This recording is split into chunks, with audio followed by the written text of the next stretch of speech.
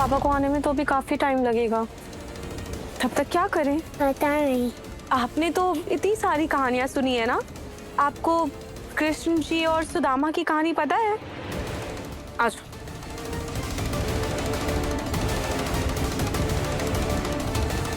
बेटा, आपको पता है एक बार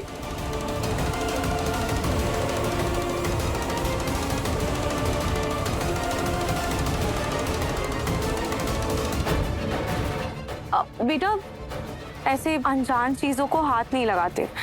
बैठ जाओ। मंदिर परिसर में बॉल कहाँ से आई?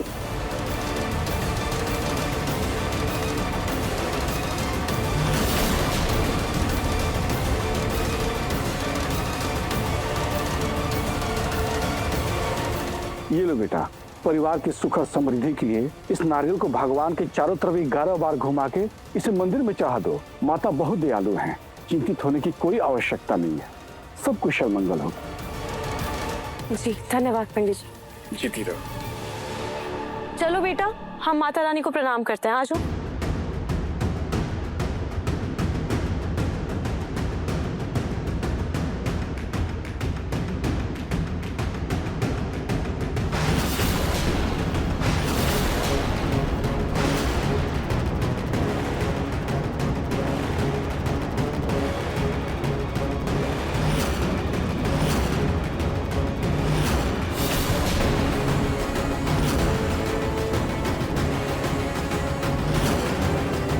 रूही तो बहुत चालाक है।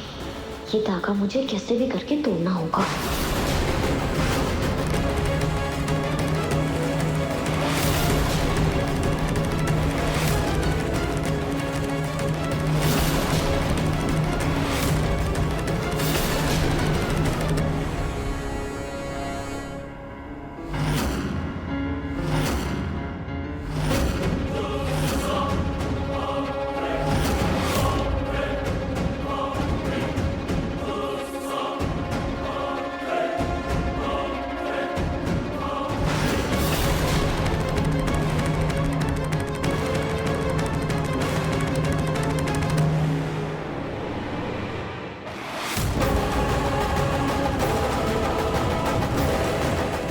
बेटा आप ही प्रणाम कर। रुहान, रुहान, पंडित जी मेरा बच्चा था यहाँ पर। रुहान, आपने उसको देखा क्या कहीं? नहीं बेटा, मैंने उसे नहीं देखा। वो यहीं कहीं होगा।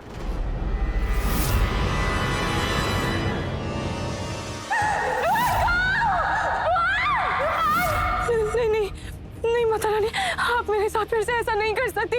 आप मेरे बच्चे को मुझसे दूर नहीं कर सकती। रुहान, रुहान,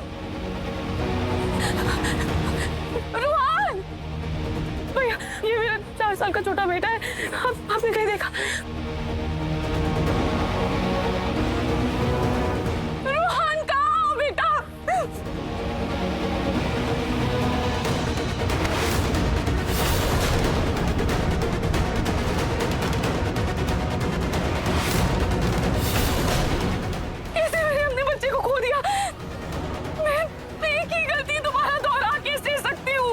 सही कहती है, मैं बच्चा संभालने के लायक ही नहीं हूँ।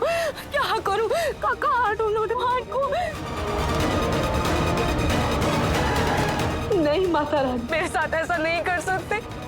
आपने ही मुझे मेरे बच्चे को लौटाया था ना। आप फिर से मुझसे मेरा बच्चा नहीं छीन सकती माता। आपको मुझे मेरा बच्चा लौटाना ही होगा। आपको जो तकलीफ देनी है आप मुझे दीजिए। प्लीज मुझे मेरा बच्चा लौटा दीजिए। अगर आपने आज मेरा बच्चा मुझे नहीं लौटाया तो मैं यहीं आपकी चौखट पर अपना सर पटक पटक कर अपनी जान दे दूंगी।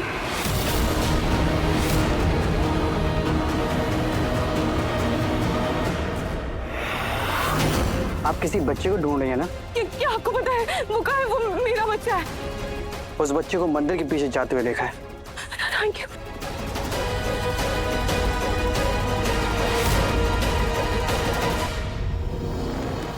थैंक यू भैया।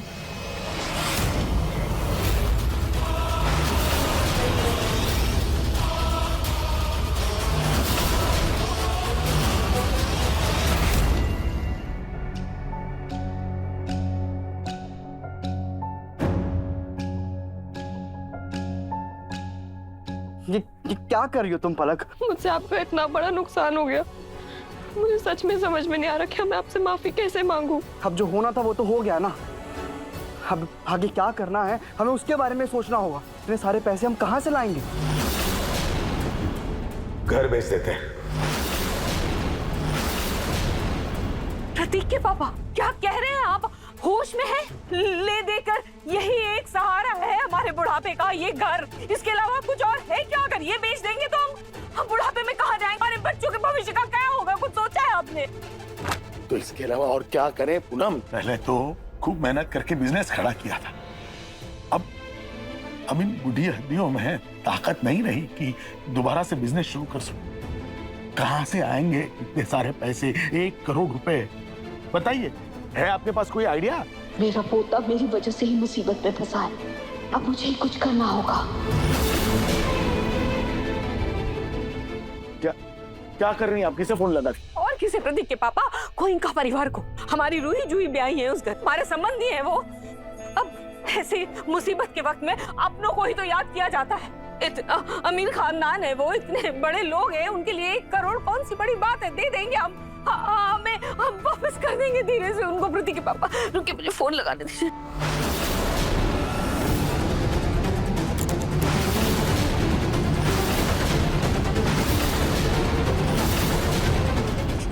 क्या बदतमीजी है पलक?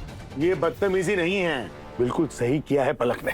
अरे हमारी गलतियों की सजा की कीमत हमारी बेटियों के ससुराल वाले क्यों चुकाएं? प्रतीक के पापा मैं जानती हूँ ये सही नहीं है, लेकिन इसके अलावा हमारे पास कोई दूसरा चारा भी तो नहीं है। लेकिन आपका ये फैसला घर बेचने वाला, ये बिल्कुल सही नहीं है। मेरे पास एक आइडिया है।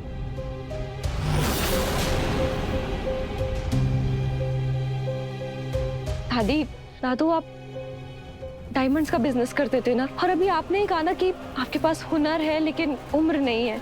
आपका हुनर और हम दोनों की उम्र को मिलाकर एक बार फिर से हम बिजनेस स्टार्ट करें तो?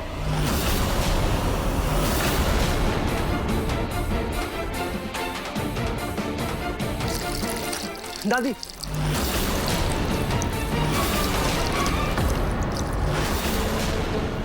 दिमाग में ज्यादा गर्मी चढ़ गई है क्या? जैसी बकवास कर रही हो तुम। अरे हीरो का व्यापार कारोबार करना तुम्हारी जुबान चलाने जैसा आसान काम नहीं है, और इस उम्र में इतनी जिम्मेदारी का काम भला कैसे होगा? मुझे पलक का सुझाव सही लग रहा है। किसी और के आगे हाथ फैलाने से तो अच्छा है कि हम अपना खुद का कारोबार शुरू करें, और भले देर से ही सही, लेकिन हम ये पैसे चुका पाएंगे। इस काम में इतने सारे पैसे चाहिए और इस वक्त हम पाई के मोहताज हैं। और ऐसे में इन्वेस्टमेंट के लिए हम इतने सारे पैसे कहाँ से लाएंगे? 1 मिनट।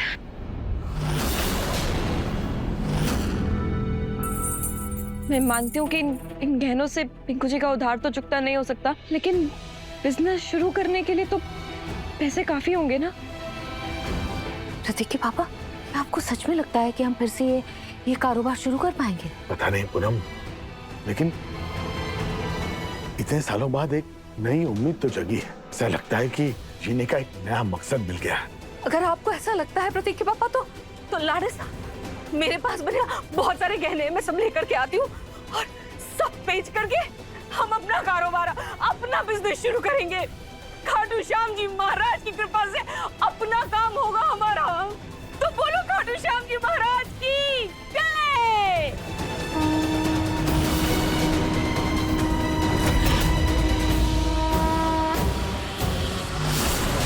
रुहान कहाँ हो बेटा?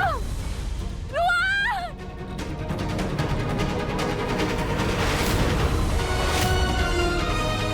यहाँ तो रुहान कहीं नजर नहीं आ रहा है। कहीं वो किसी मुसीबत में तो नहीं है ना? या कहीं ऐसा तो नहीं कि रुहान वापस मंदिर की तरफ ही चला गया हो? ये तो इतना सुनसान है, देखने में इतना खतरनाक लग रहा है ये जगह। मैं एक काम करती हूँ, मैं वापस मंदिर में जाकर देखती हूँ, कहीं रुहान वही कहीं हो। रुहान!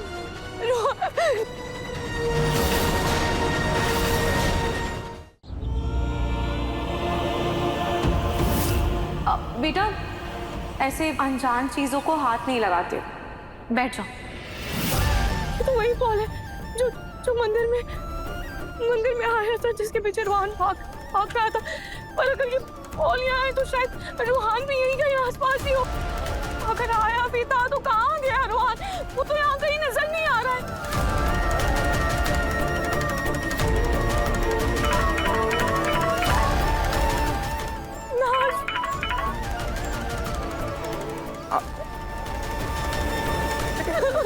तुम ऐसे रो क्यों रही हो? क्या क्या क्या बात है रूही? मैं माँ बनने के लायक नहीं हूँ नाहर जी। माँ बनने के लायक नहीं मतलब? क्या क्या क्या बोल रही हो? क्या हुआ है? नाहर जी, मैंने फिर से अपने बच्चे रुहान को खो दिया।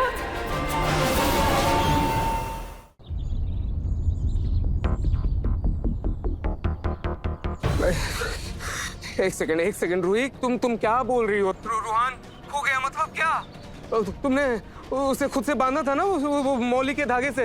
नाहर जी, मैंने उसे धागे से बांध कर रखा था, पर वो धागा तोड़कर कहीं चला गया। मुझे नहीं पता वो कहाँ है। कहीं नहीं गया होगा हमारा रूहान, वही आसपास कहीं होगा। मैं आ रहा हूँ ना। मैं क्या करूं? रुहान को कहाँ ढूंढूं? रुहान!